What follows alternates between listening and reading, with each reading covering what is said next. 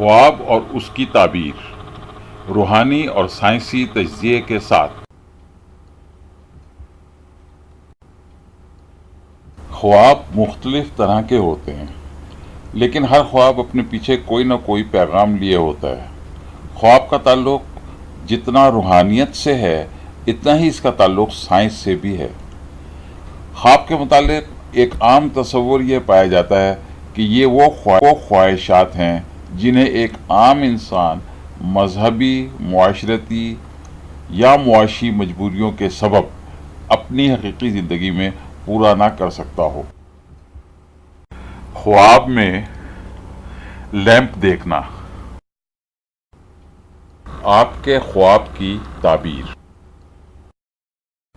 اگر آپ اپنے خواب میں لیمپ دیکھتے ہیں تو یہ آپ کے اندر اطمینان اور سکون قلب، امید، ہدایت اور جدوجہد کی علامت ہے۔